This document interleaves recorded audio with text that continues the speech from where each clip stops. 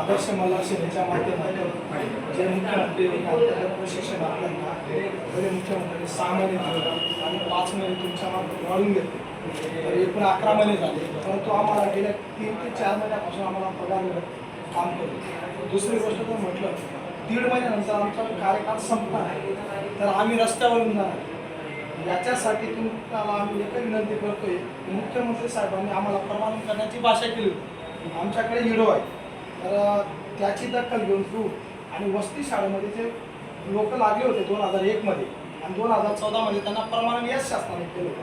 म्हणून आम्हाला सुद्धा यांनी कायम नोकरी द्यावी असं विनंती करतोय.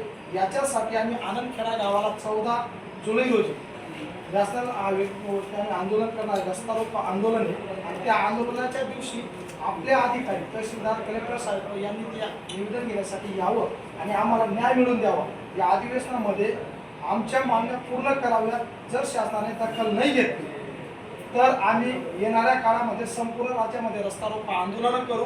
याच्यावर तुम्हाला समाधान नाही वाटलं तर गरिबाचा मुलगा अभिलाल देवरे आमरण उपोषण करेल 25 ऑगस्टच्या दिवशी आणि याला जबाबदार आपले शासन आणि प्रशासकीय अधिकारी राहतील. एवढं आम्ही विनंती करतो. आमचा पगार आणि आमचा कार्यकाळ म्हणजे आम्हाला काय नोकरी द्या एवढी विनंती करतो. देत असतो साहेब, आम्ही आदर्श मल्हार सेनेच्या वतीने आपल्याला विनंती करायला आलो.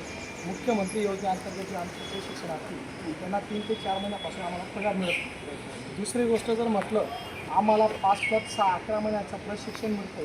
प्रशिक्षण झाल्यानंतर मुख्यमंत्री रेग्युलर करणार होते म्हणजे प्रमाणन करणार होते. तर अधिवेशनामध्ये आता त्यांनी मुद्दा मांडावं, आम्हाला त्यांनी प्रमाणन केलं. वस्ती शाळेच्या लोकांना त्यांनी 2001 मध्ये जॉईन केलं आणि 14पर्यंत त्यांनी प्रमाणन करून दिलं. आमच्यावर कोणी अन्याय करू नये आणि आम्हाला पुढे कायम रोजगार मिळावा याच्यासाठी आम्ही आनंदखेडा नॅशनल क्रमांक 7 या हायवेवरती 2 वाजता सोमवारच्या दिवशी म्हणजे 14 तारखेला रस्ता रोको आंदोलन करणार आहे. तुमच्याकडनं आम्हाला एकच अपेक्षा आहे, आपल्या जिल्ह्याचे जे अधिकारी त्यांना पण आम्ही निवेदन देऊ. ते लोक जर निवेदन घेण्यासाठी येतील आणि आमच्या निवेदनाची दखल घेऊन शासनापर्यंत पुरवतील तर आम्ही निवेदन थांबवून देऊ. ठीक आहे, धन्यवाद.